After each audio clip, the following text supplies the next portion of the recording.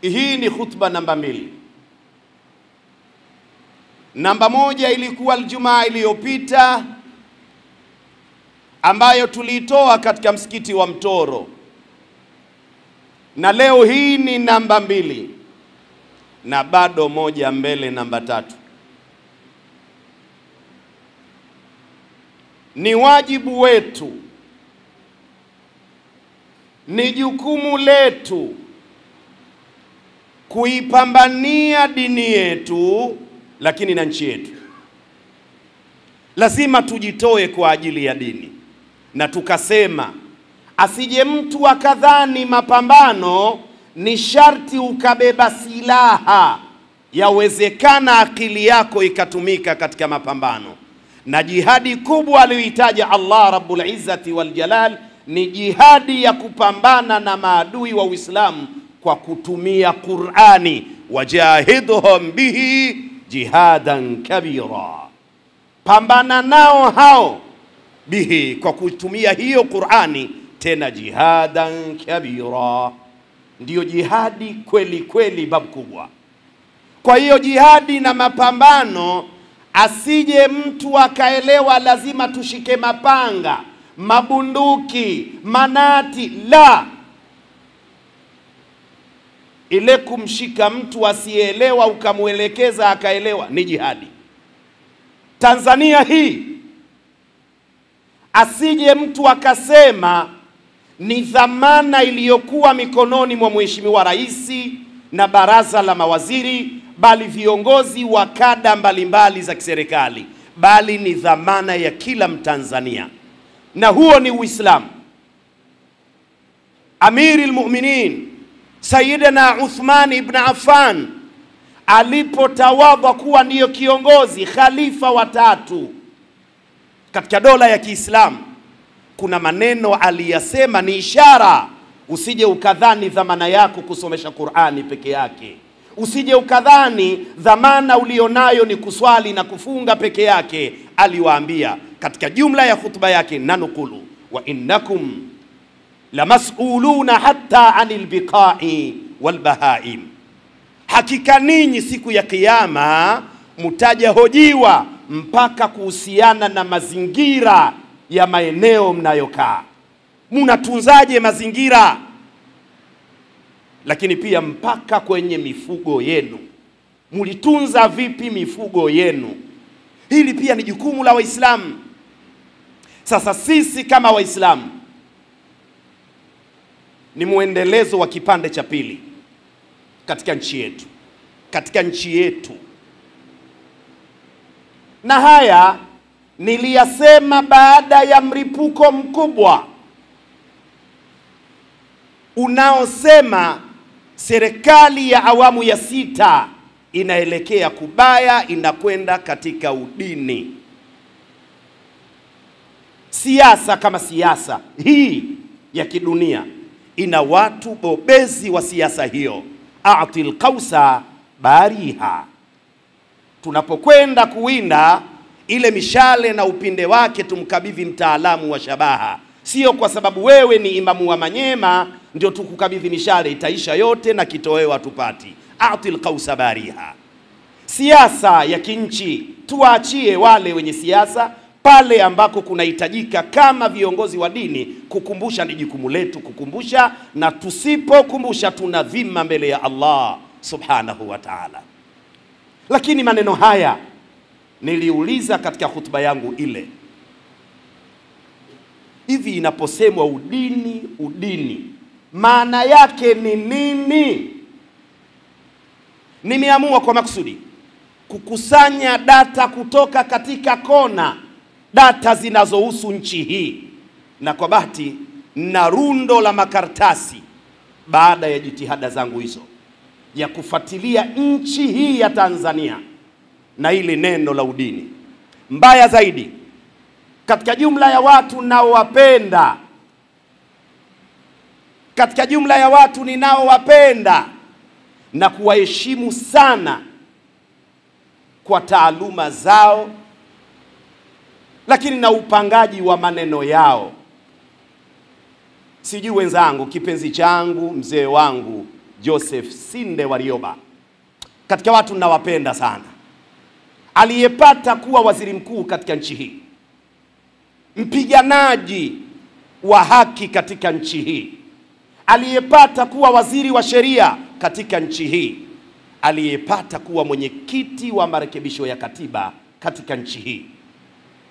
Bahati mbaya kuna mahala kidogo, sijui niseme uzee umemsahaurisha, kwa sababu wa man nu'ammirhu nunakisuhu fil khalqi. Sijui kama ni uzee au alipatwa na nini, na yeye aliitisha presi ya kulizungumza hili. Hapa kidogo alinitia mashaka,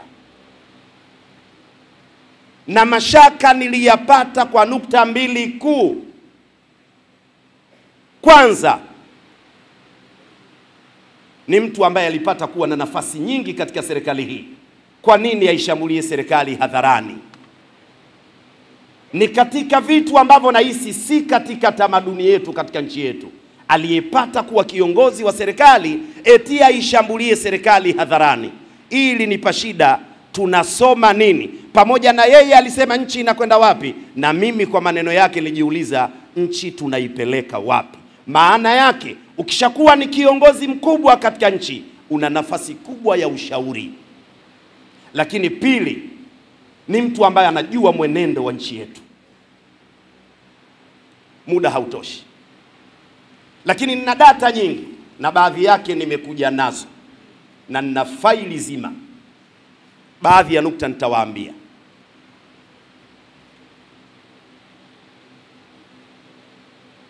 Niliuliza na naendelea kuuliza, ili neno linaposemwa udini, nini maana ya udini? Lakini kuna Msweden mmoja anaitwa David Westerland. Huyu ni Msweden, aliandika kitabu mwaka 80. Kitabu hiki kana kwamba alikuwa anaeleza yale maneno yaliyokuwa yanasemwa na chama cha wazee wetu cha TANU, msichanganye dini na siasa. Bwana David ni Msweden, aliandika kitabu, jina lake alikiita Ujamaa na Dini. Katika kitabu hiki ukurasa wa 5, peji nambari 57, chapter number 5, Bwana David Msweden aliandika kwamba tunaposema udini, kwa ufupi wa maelezo, biwasfin ajiz, ni Uislamu. Kwa hiyo kumbe inaposemwa udini, udini ni Uislamu. Na kama sio hivyo, kidogo nahitaji niwakumbushe data fupi tu. Hao wanaopiga kelele leo ya udini wanisaidie. Katika nchi ya Tanzania mwaka gani, chini ya rais nani, baraza la mawaziri walikuwa wengi Waislamu kulikoni waliokuwa sio Waislamu? Mwaka gani, chini ya rais nani? Ilishawahi kutokea? Nimeanza kwa mawaziri. Mwaka gani, chini ya rais nani, makatibu wakuu wa wizara walikuwa wengi Waislamu kulikoni waliokuwa si Waislamu? Mwaka gani? Mwaka gani, chini ya rais nani, wakurugenzi walikuwa ni wengi Waislamu kulikoni wasiokuwa Waislamu? Mwaka gani? Ni mwaka gani wakuu wa wilaya katika nchi hii Waislamu walikuwa wengi kulikoni Wakristo? Mwaka gani? Mwaka gani makatibu tarafa walipata kuwa wengi Waislamu kulikoni? Munisaidie hilo. Wanaosema nchi inakwenda pabaya, kwa kigezo kipi? Niwakumbushe basi. 2020 nilisema katika hutuba iliyopita hapa, nakumbusha, napita wakati wa mzee kipenzi cha Watanzania Joseph Pombe Magufuli. Niwakumbushe, na Waislamu wanadhani kule kukaa kwa ukimya na kuridhia ndio wanaisaidia Tanzania. Kumbe ndio wanaipeleka pabaya Tanzania kwa haya maneno ya chokochoko, kumvunjia adabu rais kwa sababu ya mamlaka aliyo nayo. Baraza la mawaziri lilikuwa Wakristo ni 86.9 wakati wa Magufuli. Waislamu ilikuwa ni 13.1, kwa maana walikuwa ni watatu tu. Mzee wangu Walioba, ulikuwa wapi kusema nchi inakwenda pabaya? Walikuwa mawaziri ni watatu tu. Suleiman Jafo, dada yetu Ummi Mwalimu, na Juma Aweso. Kama kuna mtu anamkumbuka waziri wa 4 anisaidie. Nchi hii ilikuwa na hao tu. Waislamu walitulia, na ndio tulikuwa tunaongoza kumwombea dua Mheshimiwa Magufuli. Hatukupiga kelele. Tatizo liko wapi? Udini uko wapi? Mashirika ya umma katika nchi yako 38. Mashirika ya umma Tanzania yako 38. Mashirika ya umma hayo viongozi ni 88% wa Kristo, 88 wa Kristo. Wakati wa mzee Magu Waislamu 11%, ambayo ni 4 tu. Muda utoshi na majina ninayo, kwa sababu nimesema nafuatilia data, ninayo mpaka majina. Waislamu, hii ni nchi yetu, na wasitokee watu wakawafanya Watanzania kuwa kama ni wakimbizi katika nchi hii. Waislamu wasifanywe Waislamu kuwa ni wakimbizi eti hawana haki. Yani mahala wakizidi kidogo au wakitajwa katika nafasi fulani Waislamu, tayari kelele za udini, maskofu, wachungaji, sijui viongozi baadhi ya siasa wanaanza kupiga kelele. Kwani Waislamu mnawachukuliaje katika nchi ya Tanzania? Nilisema katika hotuba iliyopita pale Mtoro, tuna mchango mpaka wa uhuru katika nchi hii sisi Waislamu. Sheikh Ramia Bagamoyo, Sheikh Masudi Khatibu Jongo Rufiji ndio waliosimamia dua ya kuomba uhuru katika nchi hii. Baba wa imamu wa msikiti huu wana mchango mkubwa, ni Waislamu. Watu walifunga, leo ionekane sisi kupata nafasi fulani, iwe ni kiroja, iwe ni udini, lengo ni nini? Waislamu ni jukumu letu, na wala asije akadhani mtu kuzunguka na paketi za maji barabarani ndio tunaipigania nchi, kutukana viongozi wa serikali tukadhani kwamba ndio tunapigania nchi. Si jambo la msingi. Hatuna sababu ya kuwatukana viongozi wa serikali, hata kama tunaona vipi. Sisi ni waungwana Waislamu, na Waislamu hapa wamekatazwa matusi. Hatuwezi kumtukana kiongozi yoyote. Nataka niwakumbushe serikali iliyopita, wale wanaodai udini waende TANESCO. Katika bodi na management TANESCO yote wakati wa Magu ni Wakristo watupu 100%. Hakukuwa na Muislamu hata mmoja, na majina ninayo, muda hautoshi. Wakristo watupu. Shehe gani mmemsikia? Kiongozi gani wa serikali mstaafu mmemsikia alisema serikali inakwenda kwenye udini? Mheshimiwa Magu mara moja alipata kusema hatuteui watu kwa sababu ya dini zao na kabila zao, tunateua kwa uwezo wao. Sasa yule kwa uwezo, huyu kwa udini, haki iko wapi? Aya ya 70 surati Al-Ahzabi, ya ayyuhalladhina amanu taqullaha wa qulu qawlan sadida. Hili ndio agizo la Allah kwa Waislamu. Enyi waumini, mcheni Allah subhanahu wa ta'ala, na semeni maneno ya kweli ya kutengeneza, musiwe vivuruge. Kuna faida kutukiwa wa kweli. Faida nini? 71 Allah anasema yuslih lakum a'malakum, Allah atawatengenezea mambo yenu. Nchi yetu itatengenezwa kwa ukweli, si kwa maneno haya ya kishakunaku ya uharibifu.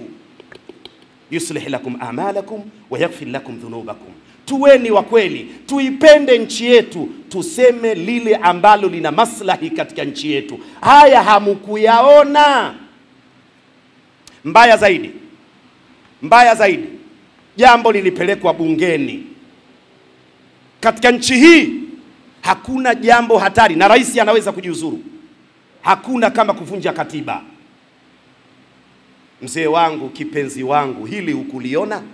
Ilitaka kuvunjwa katiba ili mtu aendelee. Waislamu walikaa kimya.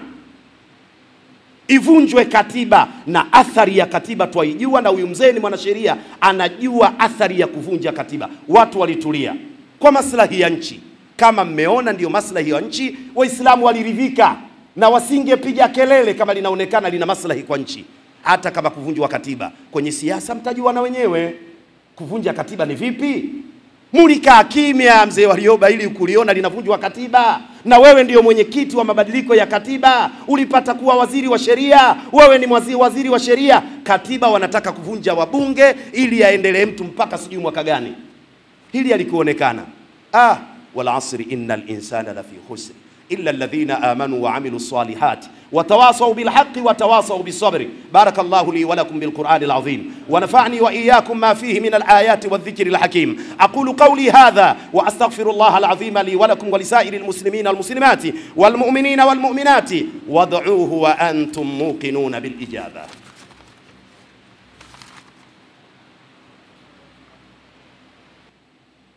Kila mmoja asimame kwa upande wake kwenye dini yake, lakini kwenye nchi hii tuhakikishe amani inapatikana. Tuhakikishe tunajitahidi kuizungumza serikali yetu vile inavyotakiwa. Na kama kuna makosa, kuna lugha za kusema, sio kuitukana serikali, sio kuilaani serikali, na sio kuishambulia serikali. Kwa sababu serikali ikilaanika, haumwezi mkawa salama wa raia zake. Watu wa tarbia wana maneno, wanasema wa kaifa yastaqimu dhillu wal udu a'waju. Uliona wapi kivuli cha mti kikanyooka hali ya kuwa mti wenyewe umepinda pinda? Vipi mtakuwa mna neema na rahma raia nchi yenu ikiwa melaanika? Tuache jadhba ambazo haziendani. Niwakumbushe, nilisema na narudia kusema,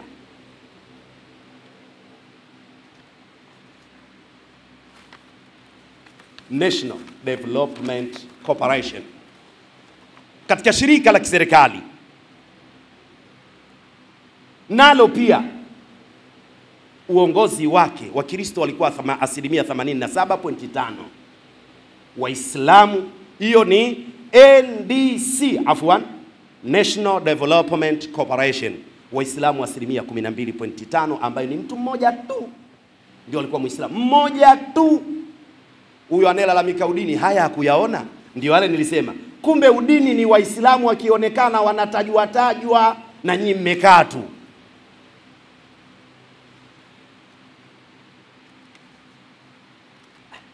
Muda hunitoshi. Nilitaka kwenda katika UDOM mpaka kwa watu 11 wakafukuzwa kwa sababu ya kutaka kujenga msikiti pale UDOM. Na Waislamu wenyewe walikuwa 3 tu. Walitimuliwa watu. Huko sitaki kwenda, muda hunitoshi. Lakini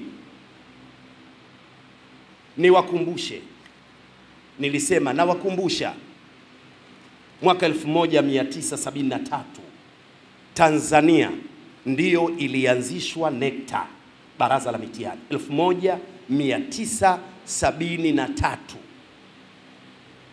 bodi kuu ya viongozi ile, kamati kuu, management ile, ndani ya miaka 50 kutoka 73 mpaka hii 2023 kule juu hajawahi kukaa Muislamu. Na data ninazo. Toka mwaka 1973 mpaka hii 2023 hajawahi juu kukaa Muislamu mpaka leo. Eti udini hili hamjaliona? Kelele zimekuja baada ya Dr. Said Muhammad kuteuliwa ndio katibu mtendaji katika baraza la mitihani. Yani Muislamu mmoja tu wameanza kupiga kelele ya udini. Hapa ndipo ninapopata tabu mimi. Kwani kwenye baraza la mitihani kuna nini? Waislamu hawatakiwi kuwepo? Inaonekana kuna kitu katika baraza la mitihani, ndio maana Waislamu hawatakiwi kuwepo. Mheshimiwa Rais anajua, na viongozi wote wa serikali wanajua, na data nazo na majina yao. Na mtu wa kwanza mwenyekiti alikuwa ni Mheshimiwa Pius Msekwa, majina ninayo, yapo hapa, moja mpaka tunafika 2023. Kabadilishwa juzi Mheshimiwa Dr. tena Dr. Saidi Muhammad kuwa ni katibu mtendaji, kelele zinaanza. Hatakiwi kuwa Muislamu? Kwani kama Muislamu anaweza kuwa rais katika nchi, anaweza kuwa waziri mkuu katika nchi, kwenye baraza la mitihani hatakiwi kuwepo? Kuna nini? Hebu tusafirishe akili, muda hautoshi. Niwaambie tu Waislamu, maoni yangu, naiomba serikali kama itapendezwa tumalize utata wa neno udini. Natoa ushauri wa bure kama utaonekana unafaa. Jambo la kwanza, ningeomba serikali, chini ya mikono ya serikali ufanywe mjadala wa kitaifa wa wataalamu. Neno hili lijulikane na lifahamike nchi nzima. Tunaposema udini maana yake nini, ili akitokea mtu kusema udini sisi maana tunaijua. Tusichezewe kisiasa. Watanzania tupo Waislamu na waliokuwa si Waislamu, na sisi tuna haki.